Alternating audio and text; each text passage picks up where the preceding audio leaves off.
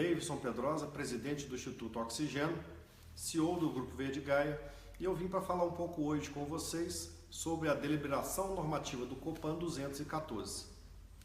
Está aqui comigo o Robert Andrade, gestor do Instituto Oxigênio. Ele vai me ajudar a tentar entender esse universo de leis que se aplicam aos programas de educação ambiental, né? Quem sabe, Robert, explicar para a gente por que revogaram a DN Copan 110 e agora nós temos a 214. Enfim, vamos esperar só uns minutinhos, né? 10 em ponto. Vamos dar uns 2 minutinhos para ver se algumas pessoas já começam a entrar, até porque essa é a parte boa de se fazer ao vivo. Você pode mandar perguntas para a gente. O Robert está aqui hoje, né, como educador ambiental e como gestor de educação ambiental, justamente para tentar nos explicar, né, esse universo que envolve a educação ambiental no Brasil. Estamos falando de uma deliberação normativa do Estado de Minas Gerais. É claro que eu queria também entender, Robert, como é que está isso no Estado de Minas Gerais, não só no Estado de Minas Gerais, mas no Brasil também. Sim. Até porque dentro dos controles de legislação, nós controlamos a legislação em todo o território nacional. Sim. Estamos falando, por exemplo, do Estado de São Paulo, que tem bons controles relacionados à legislação.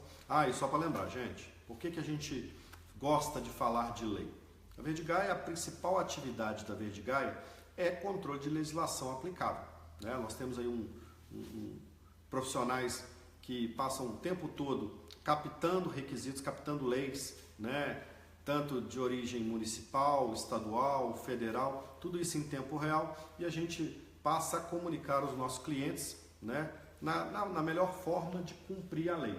Então, nós temos duas responsabilidades grandes nesse universo que envolve requisitos legais. Captura de leis, né, desde a fase do projeto de lei até a fase que ela é aprovada, né, e depois explicar para o empresário, né, o que fazer para cumprir esse requisito legal. Então, óbvio, nem todos os requisitos legais se aplicam a toda atividade industrial. O exemplo da própria deliberação normativa do Copan 214, né, Robert? Sim. E é disso que eu quero falar hoje, tá? Já me apelidaram de Faustão, Robert, porque não deixo ninguém falar. Para quem acabou de entrar agora, estou vendo que tem mais gente entrando, toda quinta-feira, às 10 da manhã, a gente entra ao vivo para discutir assuntos relevantes dentro da gestão empresarial. Normalmente, os nossos clientes, as pessoas que acompanham a Verde Gaia pelo Facebook, mandam lá nos comentários assuntos que gostariam de discutir. Sim. Né? Essa semana, por exemplo, talvez pela grande novidade, né, do novo, não um novo requisito, né, Robert? Sim. Mas uma renovação de uma deliberação normativa que fala de educação ambiental, um tema tão relevante, né? E aí eu mesmo escolhi esse tema para o dia de hoje, até porque está na massa do sangue da Verde Gaia. Verde Gaia, apesar de ser uma empresa que trabalha com gestão empresarial, né, qualidade, saúde, segurança, meio ambiente e responsabilidade social, mas nós gostamos muito de meio ambiente, né, principalmente projetos relacionados à educação ambiental para as crianças. Se nós lembrarmos bem, a própria Verde Gaia nos últimos 18 anos, essa foi a essência da Verde Gaia. E não é à toa que nós fundamos o Instituto Oxigênio, né? O Instituto Oxigênio ele foi fundado há 11 anos atrás para tratar de projetos relacionados a inventário de emissão de gás de efeito estufa, a carboneutralização e principalmente a educação ambiental. Sim. Então, vamos começar, Robert? Vamos sim. Então, Bom dia. Já deu tempo de deu, algumas né? pessoas entrarem. Robert, o que eu queria entender? Foi anunciada essa semana a revogação da deliberação normativa do Copan 110, né, com a inclusão da deliberação normativa do Copan 214. Exatamente. Né? O que essa norma traz de diferente? Até porque eu, né, como cidadão, eu sempre entendi que a educação ambiental era a responsabilidade de todos. Sim. E nós, empresários, né, dentro da nossa atividade, dentro da nossa interferência, principalmente junto à comunidade, por exemplo, de um processo de licenciamento, eu entendia sempre que já havia a obrigação de cuidar de educação ambiental. Dá para explicar? Dá sim. Primeiramente, bom dia. Obrigado pelo convite. Obrigado a você. E que acontece é que a Copan 110 ela era muito limitada em comparação à 214. A grande mudança é que ela acrescentou informações, muitas informações novas, que inclusive vão facilitar, vão evitar que você consulte o órgão ambiental, porque isso já está lá. A 110 ela já começava no termo de referência, a 214 não. Então já no seu primeiro parágrafo do primeiro artigo, ela te dá uma lista das atividades e empreendimentos que não precisam elaborar o PEA. Então você já evitou que a pessoa vá lá para saber se ela precisa ou não elaborar. Ela também te dá a opção de você justificar a não apresentação do PEA. Lógico que você está condicionado à avaliação do órgão ambiental. Né? Para nós é muito hábito, é um hábito ainda falar das terminologias, né? Mas é claro que nós temos muitas pessoas que nos acompanham que ainda não se familiarizaram com os temas. Sim. Né? PEA para nós é Programa de Educação Ambiental. Eu também falei de EIA-RIMA, só lembrando que o EIA-RIMA é o estudo de impacto ambiental e posteriormente o relatório de impactos ambientais. Né? Essa questão do PEA que você colocou, até usei isso por falar com... aí tá vendo, Rob? O assunto tá bom. Frequência. Tem até uma pergunta. Hoje eu já arrumei um assessor para lê-las, porque eu não consigo ler essas perguntas de jeito nenhum. Teve mudança nos eixos temáticos? Nos eixos temáticos. De quem é a pergunta? Igor Monteiro. Ô Igor, na verdade teve uma grande mudança. A 110 ela trazia os eixos temáticos bem detalhados. Então você tinha lá o bioma, as bacias hidrográficas, socioeconomia e vários assuntos que você deveria abordar quando pertinente. O que a 214 fez foi retirar esses eixos temáticos, mas ela deu uma orientação, falando que você vai ter que contemplar o contexto socioeconômico, biótico e físico. Na prática, isso significa que antes você tinha que falar do bioma, você podia falar de uma forma geral dentro do seu programa de educação ambiental. Agora, você pode até falar do bioma de uma forma geral, mas você vai ter que dar ênfase ao bioma da região onde você está executando o seu programa de educação ambiental. Se você for falar de um rio, você vai citar o rio que passa mais próximo da comunidade. Isso já era uma prática, né, Davis? Com certeza. Só que agora passa a ser uma determinação a partir da Copan 214. Tem pergunta aí? Como ficou o relatório anual de execução? O relatório, ele continua, né? Você tem que fazer, por isso é importante documentar toda a execução do programa de educação ambiental. Só que antes a Copan 110 falava que o órgão podia te solicitar a qualquer momento alguma informação, mas ela não falava qual é esse momento. Hoje você tem o formulário de acompanhamento semestral. Então, mantém-se o relatório, né, no final do ano, mas semestralmente você tem que mostrar o que está sendo feito ali. Né? Até no meu processo de leitura, Robert, eu não entendi, dá a opção de algumas organizações, né, durante o processo de licenciamento, solicitar que seja feito ou não processo de educação ambiental. Isso se relaciona ao que? A característica da atividade dele? Exatamente. Então ele vai ter que ele vai apresentar uma justificativa para que ele não execute. Vou pensar numa possibilidade aqui. Você tem uma empresa numa área onde você não tem nenhuma comunidade no entorno.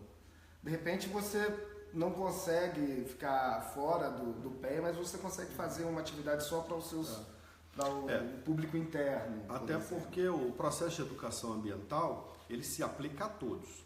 Né? Claro que eu iniciei meu discurso aqui falando do tanto que eu gosto de educação ambiental, principalmente para as crianças. Né? Mas o processo de educação ambiental, ele pode ser feito com os colaboradores, com a comunidade em torno, né? Com comunidades que têm relação ou interferência com a tua atividade principal. Né? Acho que o grande ganho, né, Robert? Falar de educação ambiental, ou seja, tentar introduzir na massa do nosso sangue questões relevantes. Né? Até porque, dentro de uma das frases que eu gosto muito, né? O que seriam das flores se não fossem as sementes? Acho que se a gente não planta uma semente, né? Não começa a falar da importância da educação ambiental ou da importância do meio ambiente, né?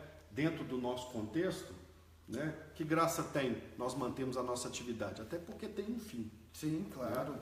E eu acredito que a Copan 214 ela veio para ajudar. Sim. Porque antes você fazia algumas confusões porque o texto era muito genérico. Então agora, por exemplo, você tem a definição dos termos. O próprio termo PEA, ele gera confusão. Tem gente que chama de plano de educação ambiental, programa ou projeto. Agora ficou claro que o PEA é um programa de educação ambiental, que esse programa ele pode ter um ou mais projetos e esses projetos vão ter ações de educação ambiental. Isso orienta na hora. E aquela pergunta, né? O que é programa de educação ambiental? Me dá um exemplo de programa de educação ambiental. O programa de educação ambiental se resume a fazer um stand para falar de recicláveis, uma cartilha para ensinar a coleta seletiva. O que seria isso no mundo prático? Os exemplos que você deu são ações de educação ambiental. O programa, primeiro que a palavra programa já traz a ideia de continuidade, né? O projeto ele já tem aquela coisa de início e fim, então o programa ele vai ter que ter uma continuidade. E tem a questão dos públicos, né? Você tem que definir bem os seus públicos, que antes você referia apenas ao público que estava no estudo ambiental, agora o órgão pode te trazer informações. Então, na prática, não é apenas fazer a cartilha, é você fazer um trabalho com os seus colaboradores. E garantir resultados, né, Robert? Exatamente. Tem pergunta? Essa lei se aplica a todo o Brasil? Não, a Copan ela é restrita a Minas, o processo de licenciamento em Minas. Os outros estados têm os seus decretos, suas leis, mas todos eles estão, de certa forma, alinhados, respeitando, né, a Política Nacional de Educação Ambiental. Sim. Que é a lei. Exatamente. Não se iluda, né, no seu estado que não se aplica ou não tem disposição para proteger a população em relação a requisitos de educação ambiental. A própria Política Nacional de Educação Ambiental, né, isso já fala disso, já fala até do processo de educação ambiental nas escolas. E nesse contexto, Robert, Verdigaia tem 2.300 clientes, muitos clientes espalhados ao longo do Brasil, mas tem clientes no estado de Minas Gerais fazendo coisas lá legais. Sim. Antes até da publicação da 214, se eu não me engano, a própria MGO Rodovias, né, Robert? Sim, um exemplo claro de organização que faz educação ambiental em todo o trecho. Exatamente. Muito das coisas que ela trouxe agora, das atividades que você tem que fazer, elas já eram feitas por empresas como a MGO, sabe? Que não era uma exigência anterior, que passa a ser, mas como aquilo ali já está no dia a dia, quem faz um projeto bem feito e realiza como ele apresentou aquela proposta de projeto, ele já contempla muito das coisas. E não faz porque é obrigado a fazer. Faz porque tem que ser feito. Sim. Porque acredita nisso. Eu acho que acredita até que esteja na sua missão, na sua visão, nos seus valores. Né? Imagina, por exemplo, uma atividade de concessão de rodovias. Né? A interferência que você tem durante todo o trecho em vários municípios que você passa. Imagina a necessidade de comunicar à população, né? Informar e conscientizar a população de requisitos mínimos. Por exemplo, não jogar lixo ao longo da rodovia, respeitar, né, a fauna e a flora, se preocupar com programas de educação ambiental, até para que haja uma interação maior com a atividade, com a organização, não só com a concessão, mas também com o próprio município. Ou seja, começar a mostrar para todo mundo que a educação ambiental é responsabilidade de todos. Sim. Né? Não é porque eu, como indústria, tenho um processo de licenciamento, foi definido no meu EARIMA que eu tenho que cuidar de educação ambiental, que logo eu sou obrigado a fazer isso. Não, eu acho que todos nós somos obrigados, independente de qualquer coisa. O projeto é interessante que ele forma multiplicadores, né? É uma coisa que ficou muito em destaque, que também entra naquela questão dos termos, que antes a gente falava DP, DRP, que é o diagnóstico socioambiental participativo, agora é DSP, que é a aproximação com a comunidade, com todos os públicos, né, que vão ser contemplados, e nessa aproximação é que você já começa primeiro a entender aquela realidade, né, e criar esses multiplicadores, trazê-los para dentro do projeto. Tem pergunta?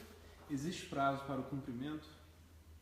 Existe. Assim, se você já tiver no processo de licenciamento, você vai ter 360 dias. Se o seu licenciamento sair antes desse prazo, você não precisa apresentar as adequações. Você vai apresentar um novo projeto quando você solicitar novamente o seu licenciamento, na sua renovação. Então os prazos assim, eles estão bem definidos. Você não precisa suspender as suas atividades se você já está implementando um programa de educação ambiental, mas você vai apresentar, né, essas alterações. E eu acho legal, Robert, dentro dos programas de educação ambiental e dos estudos para a educação ambiental, é fazer aquilo que realmente é necessário em determinada comunidade. Sim. Imagina, por exemplo, uma instalação, sei lá, no sertão brasileiro, não é o caso, né, do estado de Minas Gerais, é apenas uma referência, onde não tem comunidade próxima, onde a comunidade em si não tem grande poder de consumo, e o programa de educação ambiental se resume em coleta seletiva. Né? Coleta seletiva onde não tem tanta geração de resíduo acaba sendo desnecessário. Exatamente. Então os programas, para que sejam mais eficientes, ele tem que ter a ver com a realidade da comunidade. Tá bem, isso aí foi uma ênfase assim, da 214, essa questão do contexto. Você tem que ouvir aquela comunidade através desse diagnóstico, que é feito várias vezes, e apresentar algo de acordo com a necessidade deles e com a sua também, né? Não é venda, né? Mas só para lembrar, o Instituto Oxigênio é uma OCEP federal, né, financiada pelo Grupo Verde Gaia. Essa é a principal missão do Instituto Oxigênio, né? Fazer diagnósticos de educação ambiental, né, levando em consideração a sua natureza, a sua escala, os seus impactos, né, para que tenhamos programas de educação ambiental válidos, Sim. realistas. Né? Não adianta eu falar de mar onde tem rio, não adianta eu falar de cerrado onde se tem Mata Atlântica, não adianta eu falar de fauna, né, onde se não tem, ou onde se não tem mais, né? Enfim. Então, programas de educação ambiental têm que ser aplicáveis à organização, né? Associados principalmente no processo de licenciamento, através da definição lá do teu EIA-RIM. Né? Tem pergunta? Como a Verde Gaia pode influenciar e contribuir no mundo corporativo e aplicação de educação ambiental e quais ferramentas existem? Bom, normalmente o Café Conectado, ele não é... A gente não está aqui para vender serviços, né? Mas, se me permite, até para responder a pergunta, o Grupo Verde Gaia, ele está há 18 anos trabalhando com ações relacionadas à gestão empresarial. Qualidade, saúde, segurança, meio ambiente e responsabilidade social. Dentro das ações voluntárias, né, o Instituto Oxigênio, que é financiado pelo Grupo Verde Gaia, desenvolve ações relacionadas à educação ambiental, carboneutralização, inventário de emissão de CO2 e um grande plano que chama-se Pedagógico Online, até porque em todo esse plano pedagógico é a inserção do próprio educador ambiental. Então, a Verde Gaia, como empresa de gestão, o que nós gostamos de fazer? Criar metodologias que se aplicam à tua realidade, né? Não estou falando só de levantamento de aspectos e impactos ou de monitoramento da conformidade legal, é um exemplo do que fazemos hoje, né? Foi revogado a 110, logo em seguida surgiu a 214 e a Verde Gaia veio aqui para falar com vocês. Isso tudo aconteceu essa semana. Então isso está na nossa essência, né? Mas mais do que isso, não adianta a gente falar daquilo que a gente não gosta, né? Daquilo que a gente não tem paixão. E o Grupo Verde Gaia tem paixão por educação ambiental, né? Tem paixão por gestão ambiental. Né? Então, hoje nós temos aqui uma referência mais clara, mais detalhada, como você falou, né, Robert? Sim. De uma questão essencial que se aplica ao estado de Minas Gerais, mas... Fazer um adendo aí. Porque falou quais essas ferramentas, essa Copom é uma ferramenta. Sim. Porque quando ela traz o termo de referência, ele ficou muito didático, ele faz um passo a passo ali do que você vai ter que colocar no seu projeto, no seu programa, de forma clara. Tem no item 5 do termo de referência o conteúdo mínimo. Sim. Então tem um passo a passo. Essa é uma das ferramentas. Eu acho que essa já é a própria evolução, né, da questão normativa. Sim. Né? É trazer procedimentos mais claros, facilitar o entendimento do empresário, até porque, lógico, é uma obrigação do empresário, mas é obrigação de todos. Né? A própria sociedade tem uma obrigação grande de cobrança. Exatamente. Né? Porque há interferência, ela é uma parte interessada ou afetada pelo desempenho de determinada organização, por exemplo, as atividades minerárias do estado de Minas Gerais. Sim. Não é simplesmente vir, né, fazer a abertura de uma mina e depois retirar todos os recursos naturais e ir embora. Não. E o trabalho durante? Exatamente. De ensinar a população a a conviver com aquilo, dar a oportunidade da população não necessariamente viver exclusivamente da atividade principal, né, dessa indústria, mas também buscar outros meios, porque uma hora ela vai embora. Sim, né? Inclusive os impactos também ambientais. Né? Acho que o programa de educação ambiental ele vem muito para aquilo também, né? Não é dar o peixe, é ensinar a pescar. Sim, e criar uma comunicação clara, né? Inclusive nas considerações finais pedem que a gente esteja bem claro assim, na hora de executar esses planos. A educação ambiental é fundamental, né? Não é só porque é uma exigência, né? Ela vai... E você falou de um negocinho interessante, considerações finais. O nosso Café Conectado acontece toda quinta-feira às 10 da manhã. É um bate-papo muito rápido, tá? Sobre assuntos relevantes que aconteceram na última semana ou que foram solicitados demais pelas pessoas que nos acompanham. Então, Robert, por hoje acho que está legal. Tá legal. Depois eu vou deixar aí o meu contato, o contato do Instituto Oxigênio, o contato do Robert, até porque ele já preparou todo um estudo em relação à interpretação da Copan 214, né? Inclusive procedimentos e metodologias. Sintam-se à vontade em nos questionar, em mandar mais informações e é isso, tá? Preocupe-se muito com o programa de educação ambiental e lembre-se da frase que eu adoro: o que seriam das flores se não fossem as sementes? Então, sejam a semente para esse novo mundo mais sustentável, né? Mais consciente, e é isso que a gente deseja para vocês. Bom dia, muito obrigado, foi muito bom estar aqui. Robert, muito obrigado, viu? Obrigado a você. Valeu, tchau, gente. Obrigado.